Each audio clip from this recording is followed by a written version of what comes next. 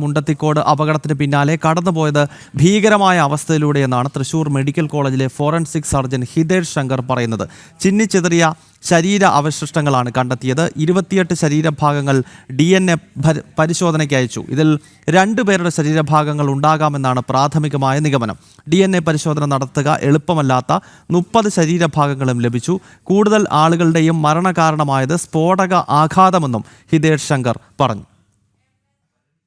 വിവിധ ശരീരഭാഗങ്ങൾ 28ഓളം ശരീരഭാഗങ്ങൾ DNA അയച്ചിട്ടുണ്ട്. ഇന്നലെ മിനിസ്റ്റർ വന്നിരുന്നായിരുന്നു, രാജ് മിനിസ്റ്ററും വാസ മിനിസ്റ്ററൊക്കെ ഉണ്ടായിരുന്നു ഇവിടെ. അപ്പോൾ അവരെ മൊബൈൽ യൂണിറ്റ് എത്തിക്കാനുള്ള സ്റ്റെപ്സ് എടുക്കാനുള്ള സ്റ്റെപ്സ് എടുക്കാമെന്ന് മന്ത്രിമാർ പറഞ്ഞിട്ടുണ്ട്. DNA പരിശോധനയ്ക്ക് വേണ്ടി. കാരണം എന്താണെന്ന് വെച്ചാൽ നമ്മൾ 28 പോലീസ് ഇൻക്വസ്റ്റ് കഴിഞ്ഞിട്ട് അത് ഞാൻ സോർട്ട് ഔട്ട് ചെയ്ത് കൊടുത്തതാണ്. അത് ഹ്യൂമൻ ബോഡി പാർട്സ് അതിൽ നിന്ന് DNA എക്സ്ട്രാക്ട് ചെയ്യാൻ സാധ്യതയുള്ള മെറ്റീരിയൽ മുഴുവൻ നമ്മൾ കളക്ട് ചെയ്ത് പോലീസിന് കൊടുത്തിട്ടുണ്ട്. ഇപ്പോൾ DNAക്ക് ഇന്നലെ തന്നെ അയച്ചു. DNA രാജീവ് ഗാന്ധിയിൽ നിന്ന് വന്ന 2 സ്റ്റാഫുകൾ അതും കൊണ്ട് അവർ പോയിട്ടുണ്ട്. അവരൊന്ന് പ്രോസസ്സ് തുടങ്ങി കാണും. 2 ദിവസത്തിനുള്ളിൽ, മാക്സിമം 3 ദിവസമാണ് പറഞ്ഞത്, 2 ദിവസത്തിനുള്ളിൽ തന്നെ റിസൾട്ട് ആക്കാൻ പറ്റുമെന്നാണ് അവർ പ്രതീക്ഷിക്കുന്നത്. തൃശൂർ മെഡിക്കൽ കോളേജിലെ ഫോറൻസിക് സർജൻ ഹിതേഷ് ശങ്കറിന്റെ പ്രതികരണമാണ് കണ്ടത്. ജിജീഷ് കരുണാകരൻ വിവരങ്ങളുമായി ചേരുകയാണ്. ജിജീഷ, ഈ ഹിതേഷിന്റെ വാക്കുകൾ ഞെട്ടിപ്പിക്കുന്നതാണ്. കാരണം ഈ സ്ഫോടനം ഉണ്ടായ സ്ഥലത്തേക്ക് പിന്നീട് വളരെ പെട്ടെന്ന് എത്തുകയും അവിടെ പരിശോധന നടത്തുകയും ചെയ്ത സംഘത്തിൽ പെടുന്ന ഒരാളുടെ പ്രതികരണമാണല്ലോ നമ്മൾ കേട്ടത്. അപ്പോൾ ശരീരഭാഗങ്ങൾ ചിന്നിച്ചിതറി കിടന്നുവെന്ന് മാത്രമല്ല, ഫോറൻസിക് പരിശോധന തന്നെ ബുദ്ധിമുട്ടാകുന്ന രീതിയിലാണ് ഈ ശരീരഭാഗങ്ങൾ കിട്ടിയത് എന്നാണോ അദ്ദേഹം വിവരിക്കുന്നത്?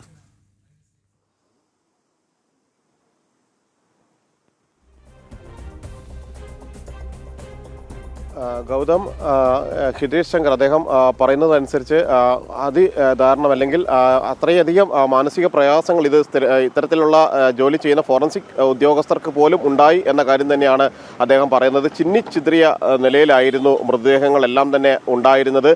പലതും പൂർണ്ണമായും തന്നെ അല്ലെങ്കിൽ ആ ഒരു കത്തിക്കരിഞ്ഞു പോയ സ്ഥിതിയിലാണ്. എന്നാൽ മരണകാരണമായത് സ്ഫോടനമാണ് എന്നതാണ് ഫോറൻസിക് സർജൻ വ്യക്തമാക്കുന്നത്. ഈ സാധാരണ നിലയിൽ ഈ വലിയ സ്ഫോടനങ്ങൾ, പടക്കങ്ങൾ പൊട്ടുമ്പോൾ ഉണ്ടായ വൻ സ്ഫോടനങ്ങളിലാണ്, അതിൻ്റെ ആഘാതത്തിലാണ് മരണങ്ങൾ ഉണ്ടാകുന്നതും ചിന്നിച്ചിതറി ശരീരഭാഗങ്ങൾ തെറിച്ചു പോവുകയും എല്ലാം തന്നെ ചെയ്തത്. എന്നാൽ പൂർണ്ണമായും പൊള്ളലേറ്റ നിലയിൽ ഒരു മൃതദേഹവും തങ്ങൾക്ക് ഇതിൽ കാണാൻ കഴിഞ്ഞു എന്ന കാര്യവും അദ്ദേഹം ഹിതേഷ് ശങ്കർ വ്യക്തമാക്കുകയും ചെയ്യുന്നുണ്ട്. ഇനിയും 4 പേരെ കൂടി കണ്ടെത്തേണ്ടതുണ്ട്.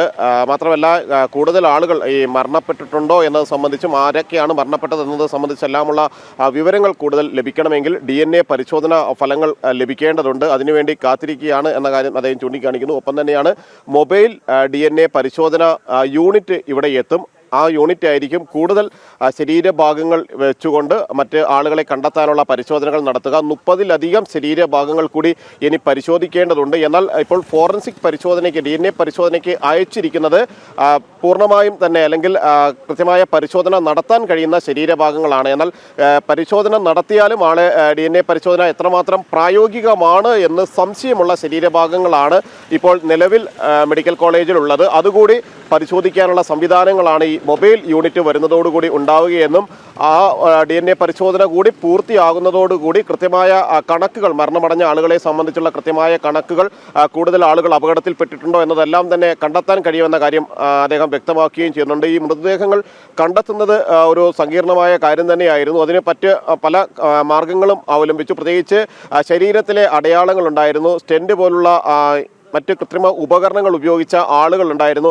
അങ്ങനെ ബന്ധുക്കളോട് സംസാരിച്ചതിന് ശേഷം അവരുടെ ശാരീരിക പ്രത്യേകതകളെല്ലാം മനസ്സിലാക്കി അത്തരത്തിലുള്ള ശരീരഭാഗങ്ങൾ ലഭിച്ചിട്ടുണ്ടോ എന്നുകൂടി പരിശോധിച്ചായിരുന്നു പലപ്പോഴും മൃതദേഹങ്ങൾ കണ്ടെത്തിയത്. മാത്രമല്ല, ഇപ്പോൾ കൈമാറിയിട്ടുള്ള മൃതദേഹങ്ങൾ, ബന്ധുക്കൾക്ക് മൃതദേഹങ്ങൾ കൈമാറിയിട്ടുണ്ട്. അവരുടെ ആ ആളുകളുടെ ശരീരഭാഗങ്ങൾ കൂടി ഇപ്പോൾ എടുത്തു വച്ചിട്ടുള്ള സാമ്പിളുകൾ, ഇതുമായി ബന്ധപ്പെട്ട് DNA പരിശോധനയ്ക്കായി എടുത്തു വച്ചിട്ടുള്ള ശരീരഭാഗങ്ങളിൽ ഉണ്ടോ എന്നത് സംബന്ധിച്ചും സംശയമുണ്ട്.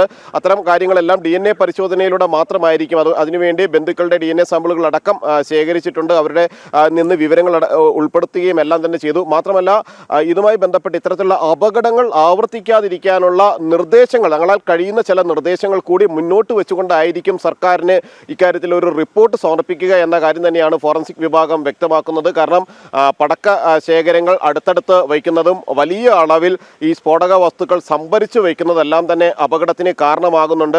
അതുകൊണ്ട് തന്നെ അത്തരം ചില എന്തായാലും തൃശൂർ മെഡിക്കൽ കോളേജിലെ ഫോറൻസിക് സംഘത്തിന്റെ സർജൻ ഇന്ന് മാധ്യമങ്ങളെ കണ്ടപ്പോൾ അദ്ദേഹം അവിടെ കണ്ട കാഴ്ചകൾ എത്രത്തോളം ഭീകരമായിരുന്നു എന്നത് വിശദീകരിക്കുകയായിരുന്നു. അക്കാര്യങ്ങളാണ് ജിജീഷ് കരുണാകരൻ പങ്കുവച്ചത്.